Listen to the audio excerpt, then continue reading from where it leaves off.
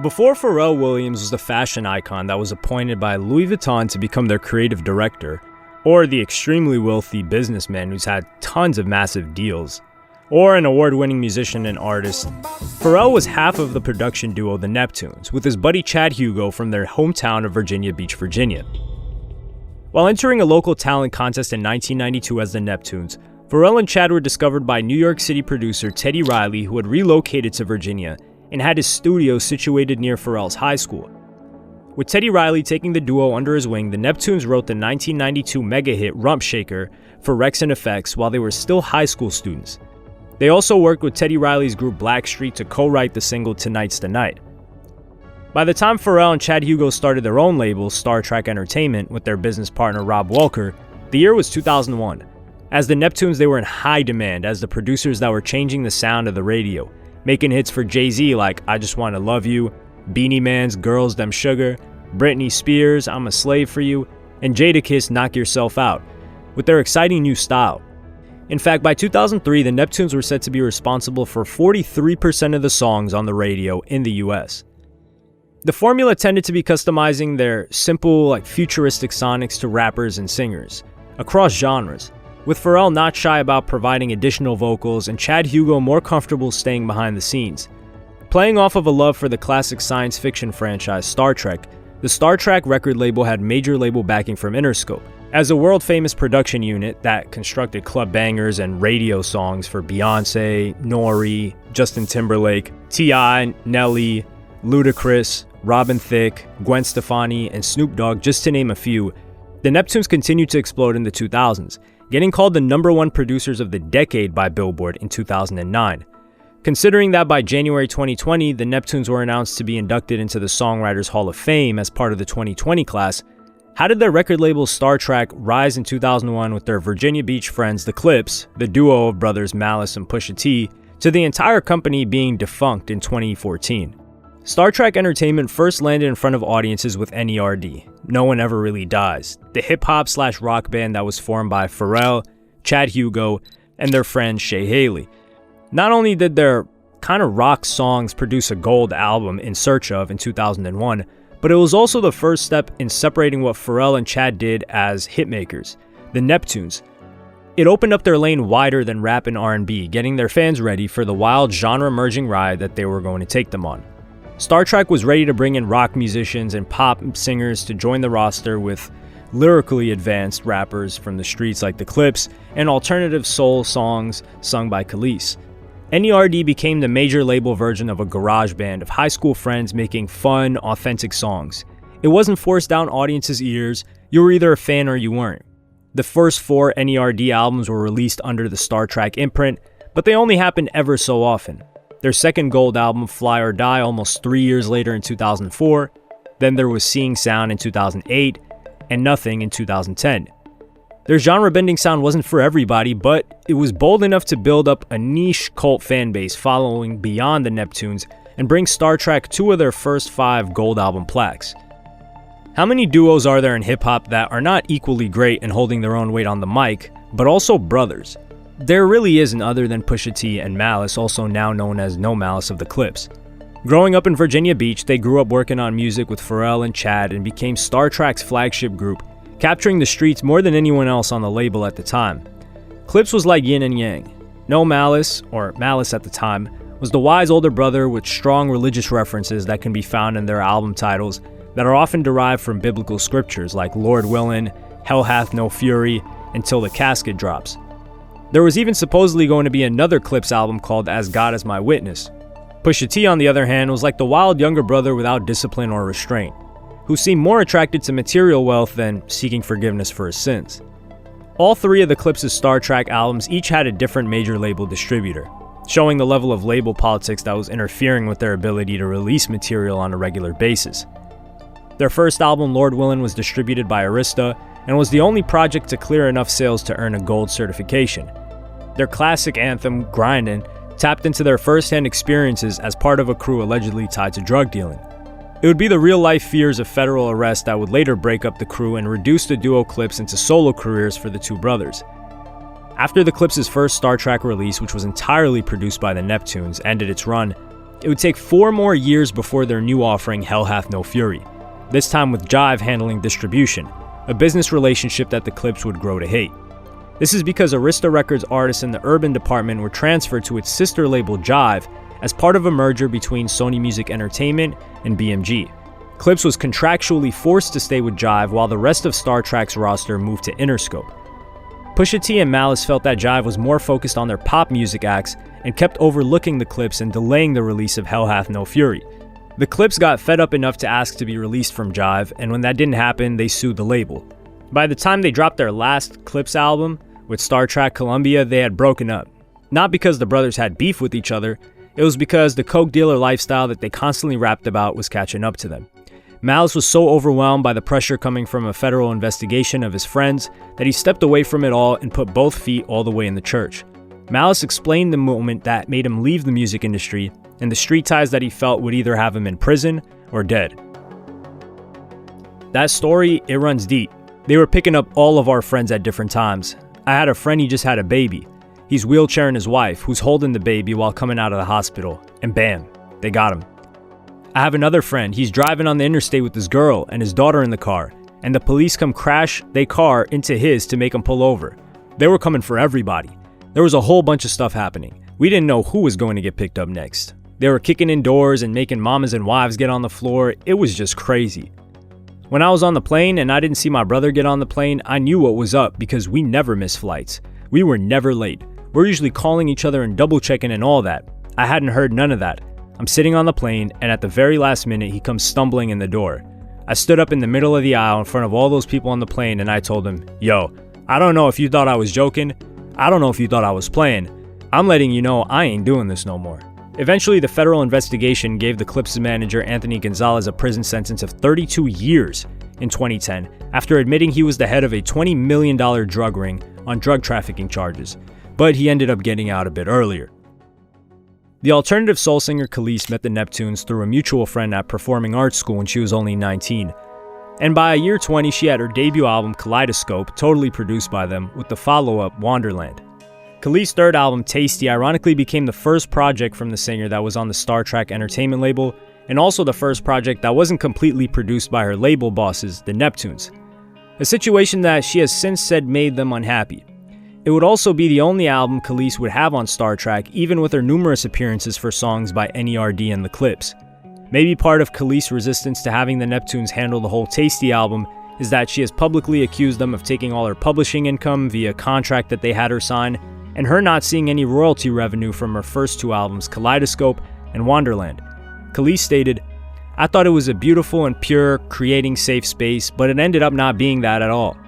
I was told we were going to split the whole thing 33, 33, 33, which we didn't do. Blatantly lied to and tricked. The Neptunes and their management and their lawyers and all that stuff, and just the fact that I wasn't poor felt like enough. Their argument is, well, you signed it. I'm like, yeah, I signed what I was told, and I was too young and too stupid to double check it." Unfortunately, another female artist from Harlem that was also signed to Star Trak early in her career also felt let down by them, the rapper-singer Teyana Taylor. Teyana signed to Star Trak as a teenager and parted ways with the label in 2012, with no album released, heading over to Kanye West's Good Music instead. Although Teyana Taylor has since cleared the air with Pharrell Williams and expressed that there are no hard feelings held on her end, Teyana still felt disappointed by her experience with Pharrell during her Star Trak days, stating, "I had a really deep and honest conversation with Pharrell because, he was the first person to sign me. He was Skateboard P. I was Skateboard T. You cannot tell me that wasn't my pops. I really looked up to him. He didn't have kids at the time and he wanted kids. He'd be like, yo, she called me her pops. He was really proud of that. For me, I was like his baby twin. He's not confrontational at all. He's literally one of the sweetest people in just the whole wide world. You know what I'm saying? So it wasn't that he didn't protect me, it's just that a lot of hands started going into the cookie jar. It's P, he not about to be like, no, y'all back up. Maybe he was hurt about some things. You don't know, it could have been a thing of pride and ego at the time. We don't know. To me, as a 15-year-old, it was, you didn't protect me. You let everyone mishandle me. I signed to you. You let everybody get in the way and everybody break us apart. You didn't protect me. In mid-2004, Star Trak signed rap legend Snoop Dogg's company Doggy Style Records to a distribution deal and released Snoop Dogg's album R&G, Rhythm and Gangsta, the masterpiece, which was led by Drop It Like It's Hot, which would be yet another hit single for the label. This album would go platinum in the US and put Star Trak in such a surplus that they were able to add another seasoned rapper to their roster, Slim Thug. Coming out of Virginia, it was time for Star Trak to tap into the South, especially with talent from Georgia, Texas, and Tennessee exploding. Slim Thug proved to be the right fit. A Houston rapper who had already proved the star power, having released many mixtapes and collaborative albums with his Boss Hogg Outlaws crew. Signing Slim Thug for his debut album, already platinum, proved to be a gamble worth betting on. With gold selling results in 2005, the same year Slim Thug was featured on Beyoncé's album for her platinum song, Check On It. The Slim Thug relationship with Star Trak only ended up being a one-and-done situation, same as with Snoop Dogg, but these successful projects still really strengthened their catalog. In July of 2006, Pharrell took a huge step away from the familiar comfort of the Neptunes established brand. This marked the moment that he ventured out on his own with his debut solo album, In My Mind. Not only did Pharrell stand out in front of the microphone as a vocalist without Chad Hugo and Shay Haley of NERD backing him up, but he also produced the entire In My Mind album by himself. Without Chad Hugo as a creative safety net, his first time tackling a full project totally on his own. Unfortunately, the practically guaranteed success that his Star Trak audio universe had been getting up until this point now showed signs of wear and tear with Pharrell's solo project. How did the captain of the Star Trak enterprise fail to go platinum or even gold after giving his audience years of getting used to his catchy songs on the choruses of his clients? First of all, none of his 4 singles became hits. To make matters worse, 3 of those 4 singles had A-list features and still didn't strike the jackpot. Can I Have It Like That had Gwen Stefani. Number 1 featured Kanye West, and Snoop Dogg hopped on That Girl. There's even a slightly odd song called Young Girl featuring Jay-Z where Jay raps about loving a 19-year-old, which in a post-Me Too movement world didn't really age that well and definitely wouldn't have made it out of the studio today. On top of the lagging sales, the critical reviews were pretty much mid to low, with E! Weekly giving it a C, a 2.5 from Rolling Stone, and a staggeringly low 3.9 out of 10 from Pitchfork. No matter how confident Pharrell may or may not have been back then in 2006, after the reaction to In My Mind, the fact of the matter was that Pharrell Williams wouldn't release another solo album again for 8 years, which was his much improved gold-selling album Girl, with the lead-off single being his global smash hit Happy, a song that moved over 11 million units in the US alone. There were also 5 Star Trak signings that were more reflective of Pharrell's and Chad's eclectic taste in music and less commercially obvious. First off, there was Spy Mob, a 4-piece alternative pop rock band from Minneapolis. Sky Mob were the live musicians that provided backing instrumentals for the 2002 debut album of Pharrell and Chad's band NERD. Aside from appearing on the 2003 compilation album by the Neptunes called Clones, Sky Mob only had one album pushed out by Star Trak that same year, and that was Sitting Around Keeping Score. Without making noise, this would complete their time on the label, with their next 2 projects released independently. Sky Mob still managed to be a backing band in 2008 for NERD's 3rd studio album, Seeing Sounds. The second minor Star Trak addition was the High Speed Scene, a band who, like Sky Mob, had a sound that had nothing to do with the chart-topping R&B and hip-hop that the Neptunes were known for. The High Speed Scene put out one album on Star Trak that was more in line with the punk rock music edges that filtered into Pharrell's and Chad's band, being described as a subgenre known as, quote, power pop, a mixture of kind of cheerful rock and pop music, similar to the Beach Boys. The High Speed Scene put out their self-titled debut album with Star Trak in March of 2005. Aside from 2 of their songs getting video game placements, the iRock Z was featured in MVP Baseball 2005, and All About It was placed in the MLB 2006, there wasn't much hype around this album. The third lesser-known artist signed to Star Trak was Ken, an Ethiopian-American singer-songwriter in the indie rock meets kind of electronica vein. Ken actually grew up with Pharrell Williams and Chad Hugo in Virginia Beach and dropped both a 3-song project for promotional use called the Black Goodbye EP in 2007, and then a full-length album titled Make Sure They See My Face in the same year. The single Say Goodbye to Love gained a Grammy nomination. The album even had a feature from Justin Timberlake, but after putting out one low-selling album, Kenna faded away from Star Trak and went on to keep working with Chad Hugo outside the label. The fourth, more obscure signing on the Neptunes Star Trak label is the Teriyaki Boys, a Japanese hip-hop group from Tokyo. The 5-member squad consisted of artists from different groups, including Omari and Rao Z from Rip Slime, Verbal from M-Flow, rapper Wise and Teriyaki Boy's DJ, who also happened to be the famed fashion brand owner, Nigo of Bape. Their only Star Trak album, Serious Japanese, had some serious American stars. There was production from the Neptunes themselves, Kanye West, Ad Rock from the Beastie Boys, Jermaine Dupri, Mark Ronson, Super Dave West, and Japanese producers Toate from D-Light and Cornelius. But even with all of these A-list features from Pharrell, Ye, Busta Rhymes, Big Sean, Pusha T, Chris Brown, and Ad Rock, the Teriyaki Boys album only made most of its noise in Japan. Number 5 out of Star Trak's lesser-known artists with albums on the label is Chester French, 2 indie pop musicians that met each other while they were Ivy League students at Harvard in the dining hall when they were freshmen. The group consists of David Andrew Wallach, D.A., and multi-instrumentalist and songwriter Maxwell Drummy, who cut demo songs on campus in their dorm's basement studio. Chester French signed with Star Trak after turning down offers from Def Jam, Good Music, and So So Def, and put out their debut album Love the Future in April of 2009. What was it like meeting Pharrell for the first time? D.A. Wallach described it by saying, "The first time we met Pharrell was in New York in the lobby of the Four Seasons Hotel, and it was surreal. I'm such a fan and always have been. Our meeting was just a sit-down. We were in the lobby of this hotel and Pharrell had Star Trak at the time. And so the premise of the meeting was pretty clear. He wanted to meet us to see if we were worthy of a record deal or something. It was a really cool meeting. One thing that stands out pretty strongly is that Pharrell has an incredible memory, and what he had ultimately got from us at the time was a CD, a burned CD with about 15 to 18 songs on it. It was like a substantial number of songs, and when we sat down with him, he was like, oh, track 3, 7, and 14 were my favorites. And on track 14 at the second half of the bridge was amazing. He had these savant-like details that he could pull out from only having listened to the CD like once or twice. And it was sort of just like, wow, this guy's a genius."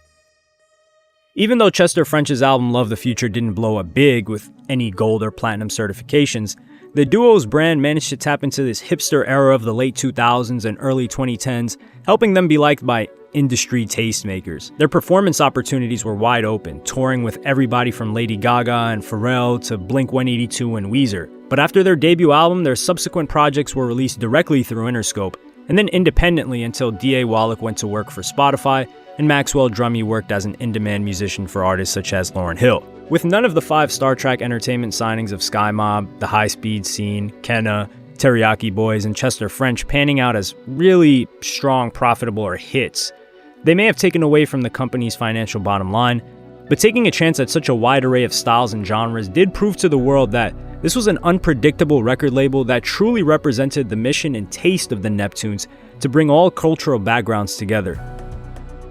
Robin Thicke, the son of actor Alan Thicke from the television series Growing Pains, was signed to Star Trak in 2005 after Pharrell expressed to Jimmy Iovine that he was interested in his talent. Pharrell's assumption would prove to be right, with Robin Thicke's first album going platinum and releasing 6 more through Star Trak, most of which were gold, making Robin Thicke the most successful signee to the label and the only real artist other than NERD to release albums on Star Trak after the Clipse left after their 2009 album. But in 2013, the Robin Thicke song Blurred Lines would prove to be the demise of his creative partnership with Star Trak. This massive diamond certified hit, Blurred Lines, would become the biggest of Robin Thicke's career. However, it would also be the last release on Star Trak Entertainment.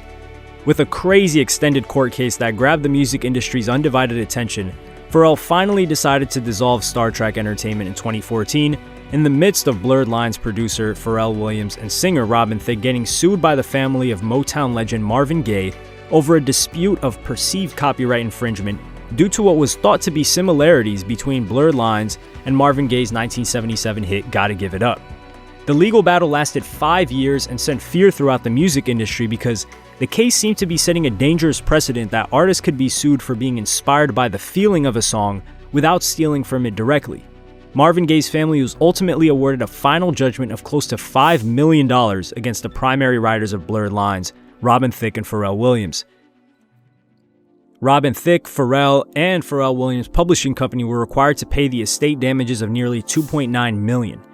Robin Thicke was also ordered to pay more than $1.7 million, and Pharrell and his publishing company had to pay $357,000 in separate awards to Marvin Gaye's estates, and Gaye's family would also receive prejudgment interest on the damages and 50% of the royalties from Blurred Lines as well.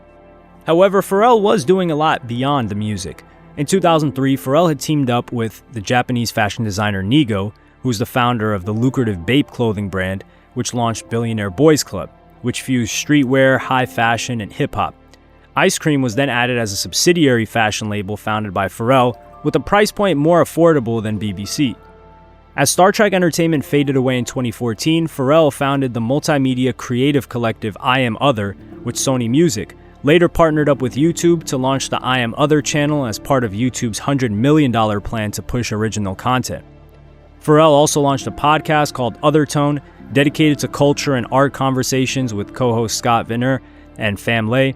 The podcast has also hosted events and live recordings. Other Tone entered into a deal with Apple Radio to launch Other Tone Radio on Apple Music One, which used to be called Beats One, along with a long list of film, television, fashion, literary, business, and art projects. The likelihood of Pharrell making time in his extremely busy schedule at this point to restart Star Trek Entertainment became even less likely when he became a father to his son in 2008, married his wife, fashion designer Helen, in 2013, and expanded their family with the birth of triplets in 2017. There was also no stopping the creative opportunities that Pharrell went into outside of the music industry, such as his 2017 sneaker collaboration with Chanel and Adidas, designing footwear that cost 10,000 euros. Then in 2019, the communication company Verizon partnered with Pharrell to launch a tech-inspired music curriculum for their Verizon Foundation learning schools, working to offer free internet access as well as technology solutions and curriculum to underserved middle schools. But on Valentine's Day of 2023, Louis Vuitton made it known to the world that Pharrell was appointed as the luxury fashion house's new men's creative director, filling in the position that became vacant after the death of Virgil Abloh in 2021. Pharrell's Louis Vuitton clothing collection is set to be displayed during Paris Men's Fashion Week in 2023. Pharrell's collection was set to be displayed during the Paris Men's Fashion Week in June of 2023, and when it was all said and done, the rise of Star Trek Entertainment marks a memorable moment in the 2000s and early 2010s that provided a colorful and very inclusive alternative to Jay-Z's Rockefeller, Eminem's Shady Records, Cameron's Dipset, 50 Cent's G-Unit, and even Birdman's Cash Money, and even Young Money after that paved the way for Drake and Nicki. The sound was just far different from all of these while still fitting into it. The decline of Star Trek was probably inevitable when you consider just how different Pharrell and Chad's lifestyles and priorities were, as well as how long the label had lasted up until that point. Pharrell was clearly the more ambitious star who was never going to be content just making music and running a label. Chad Hugo likely wasn't comfortable with the spotlight of fame and found satisfaction in staying connected to the music, raising family, and making music out of inspiration instead of pressure to pull in platinum plaques. The legacy of Star Trek Entertainment is that it celebrated anyone considered a weirdo or not fitting in with the quote, cool style of music. After all, Pharrell's influence even spread to Tyler the Creator, who Tyler said his album and NERD are one of his biggest influences for Odd Future. The Neptunes brought together fashion kids, skateboarders, sneakerheads, college kids, rap fans, flashy club goers, everything, all under one roof at Star Trek, and they had one hell of a run.